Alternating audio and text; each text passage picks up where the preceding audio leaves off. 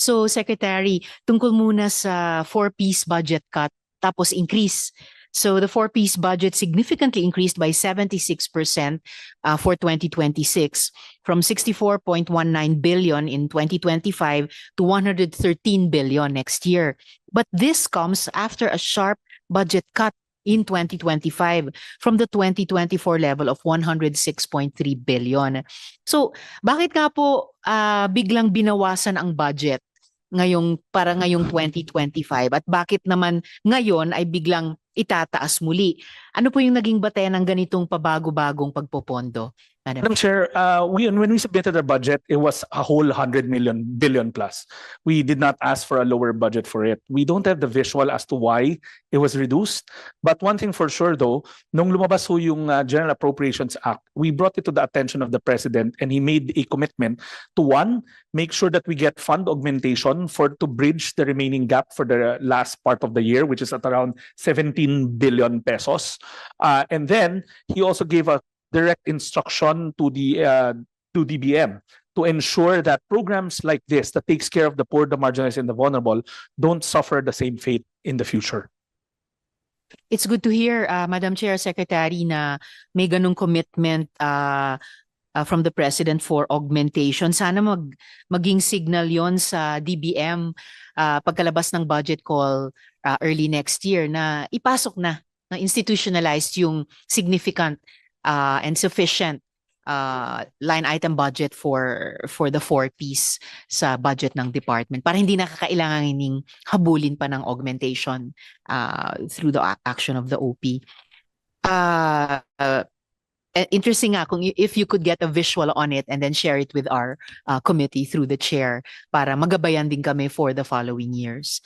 And may we know, Madam Chair, ano ang naging consequence ng initially budget cut ngayong taon 2025 sa implementasyon ng four-piece? May mga nasa listahan ba ng four-piece ang hindi nabigyan o naantala ang pagbibigay ng cash grants? Madam Chair, wala po. If you can recall in earlier presentations in the Senate, the four-piece is paid in arrears of every 60 days.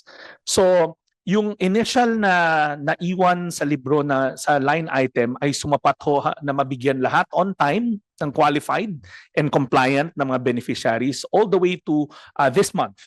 And that's why we submitted our fund augmentation, I think last month, to make sure na yung succeeding payables natin sa ating mga beneficiaryo ay mabridge. So everybody got their grants on time. As long as they're compliant, natanggap po nila. So again, just like my comment about the earlier question, sana maging naturalesa na ng executive na sa halip na umasa sa augmentation later upon the representation of the department, or relying on anyway up-to-date yung mga arrears. Alam naman natin kung gaano ka critical na timely intervention ang four-piece, na dapat sapat siya at saka timely. So just to express how important we see this program of the department dito po sa Senado. The President early on, even in last January when we had a sit down with them, right in front of me, instructed DBM na dapat itong mga statutory programs natin that promotes the well-being of our poor, marginalized, and vulnerable do not encounter budget cuts, that they should be kept the way they are upon presentation of the department. He made that direct instruction, and I was there when he did so. Salamat. So we hope to see that full compliance with the NEP that will be given to Congress next year for 2027 naman. Madam Chair, Secretary, moving to the four-piece household complaints, may we ask the DSWD for a clear and honest update on the most common complaints raised by four-piece beneficiaries. Paki-confirm hanggang ngayon po ba ang pangunahing reklamo ay yun nga, delayed cash grants o di kaya payment errors, mahigpit o malabong compliance requirements, at inclusion-exclusion errors? And of course, more than these complaints, ano po ang mga konkretong hakbang na ginagawa ng DSWD para hindi na ito maulit sa 2026 implementation? Madam Chair, initially, because of yung nakwento ko kanina kanina that we were using an old model, the old proxy means test, marami talaga na disenfranchise. But kung titignan nyo yung trail ng mga grievances, yun ang suma total. Na inalis kami nang hindi pa dapat kami inaalis, kaya hindi ho namin natanggap yung grants. Pero nung nalinis na, napulido na ho yung listahan, these are the normal grievances now are operational in nature. Pasulpot-sulpot ho siya, walang one generic na nature. Iba-iba ho, minsan misappreciation. Akala niya nag-comply siya, pero yung documentation niya hindi naman ho kompleto. But I want to assure the committee that foreign multilateral agencies that help us run this program, like World Bank, has given us a stronger program for grievance. The grievance mechanism in this four-piece program is very strong. So nakakatanggap ho kagad kami and we can address these operational complaints regularly.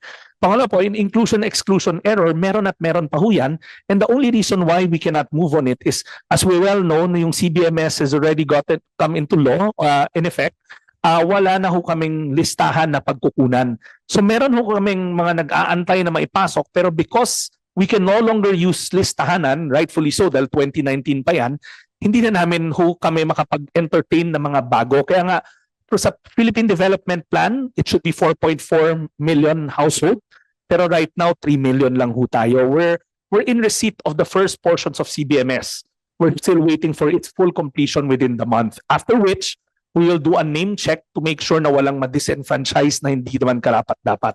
PSA and us, we agreed on that portion. What other enhancements have we done? Madam Chair, we've mentioned na ang problema ng 4-piece, if I can be very candid, is they're a set of 14 software. Over the years, I think every secretary who's good-natured will try to streamline things. Sabi niya, dagdagan na, i-automate natin to. Ang nangyari ho is a hodgepodge of 14 software that do not talk to each other. So ang nangyayari, from compliance, from verification, entry, all the way to grievance, upload, you download, you encode. You upload, you download, you encode. That's why it takes almost 60 to 75 days to get your grant. What have we done so far? We've working with the World Bank, kasi remember, meron ho ako nabanggit kanina, yung B-First na foreign assisted na loan na natapos na. Part of that is service delivery. So we are working with them to re-engineer the entire process to make sure that the system is seamless from the time you register all the way from the time you graduate out, including the case management tool.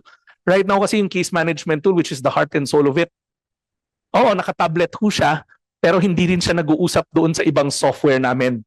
So by summer of next year, tapos na ho tong re-engineering and streamlining.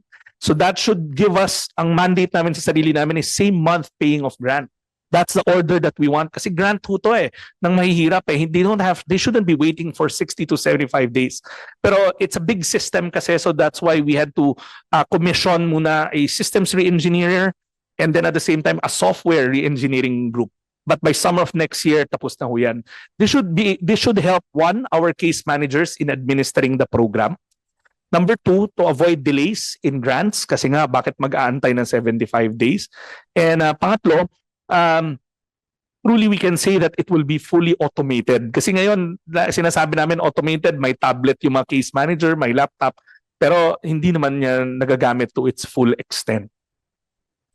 Maraming salamat, Sec. So we look forward that same time next year, nabawasan na or wala na itong mga complaints dahil dun sa makover na ng CBMS yung buong 4.4 million, hindi lamang 3 million. And then down through the currently 14 software, mas na integrate na ala CBMS at the very start. If I can just add, and I think that this is something that will come to a fore, a big complaint ng beneficiaries namin in DepEd is DepEd's made to do the compliance for our beneficiaries.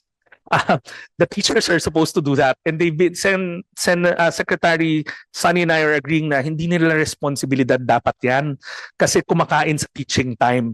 So part of the systems re-engineering is a beneficiary-driven compliance system na baka during the initial ideas during the family development session, doon na nila ipapakita in attendance, and then it's the case manager who should be uploading these requirements. Kasi right now, it's a burden for our DepEd educators. They've said it so many times na matakaw sa oras nila itong 4-piece compliance namin, which sa mata naman ng beneficiaries, tumatagal kasi nga maraming ginagawa si ma'am, hindi lang naman ho ito.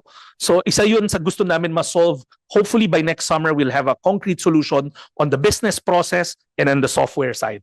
Salamat po, Secretary. Now, Madam Chair, on the 4-piece cash grant sufficiency, nung 2019, 31,000 pesos ang maximum cash grant na matatanggap ng 4-piece annually.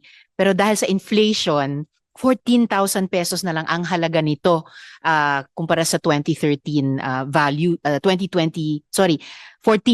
na lang ang halaga nito noong 2023, 2 years ago. Maraming kabataan na estudyante na dapat sanay nag-aaral sa high school ang nagtatrabaho na at kumikita ng 4,500 to 6,000 pesos monthly. Sa kahirapan ng buhay, mas pipiliin na lang na magtrabaho mga kabataan kaysa manatili sa eskwelahan. So may analytical study ba ang DSWD kung ano ang mga kasalukuyang cash grants, kung ito ay sapat, halimbawa para hindi na mag-drop out ang ating mga 4-piece youth at mas piliin na magtrabaho? Sir, that is very, very correct. Pagtitignan niyo yung data, and this is driven by ADB actually, pagdating sa elementary school, near universal, both for 4-piece and non-4-piece families. Pagdating sa junior high school, for 4-piece beneficiaries, 84% of them stay sa junior high school compared to 78% for non-4-piece families. So we're ahead but not significantly. But you will see na pagdating nila sa senior high school, both significantly drops.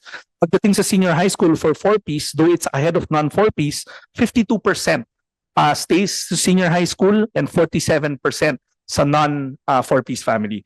Now, we will submit to this committee a study that we have worked on. We in fact showed it to the President, and the President early on said talagang kailangan na revisitahin yung grant.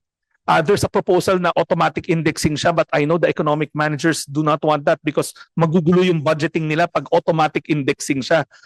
So these are amendments that we plan to introduce when the 4-piece laws is revisited for all the policymakers and all the experts to look at.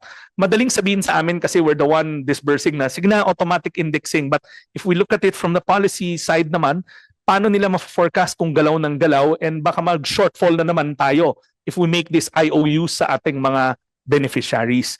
We'll submit to the committee that finding that we have on the diminished value of our grants from now all the way to 2028 and forward.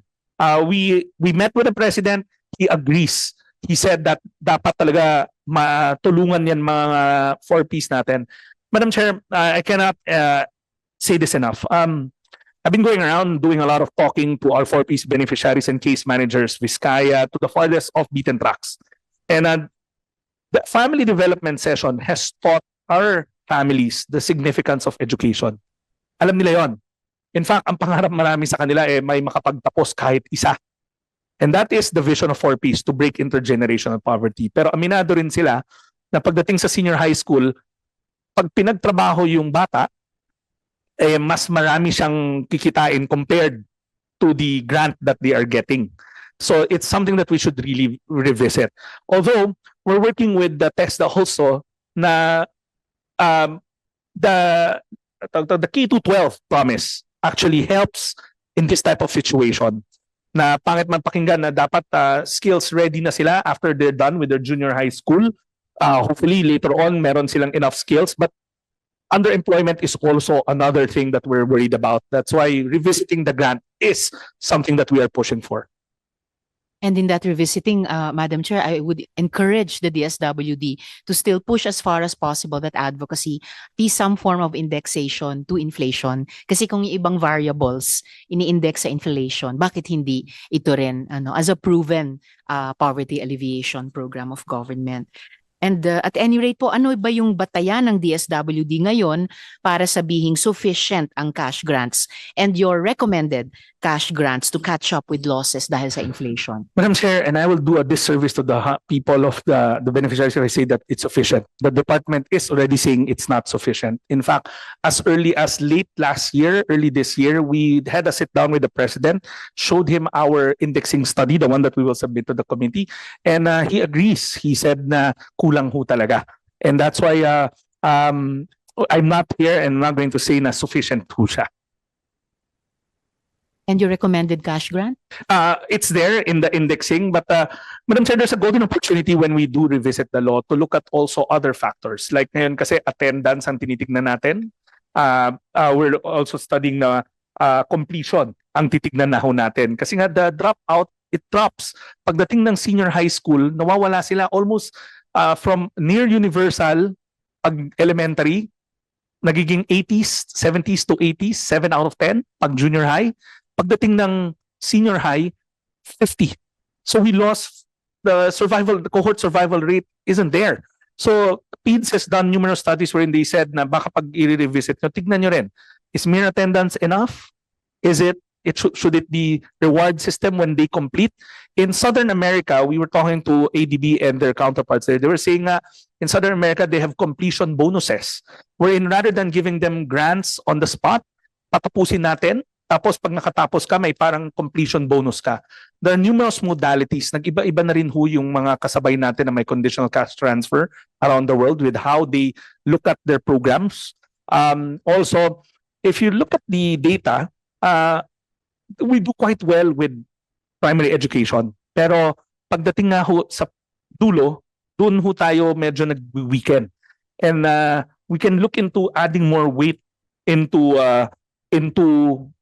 more premium sa senior high school, sa breakthrough when they get to later part of their education cycle. Salamat, Secretary.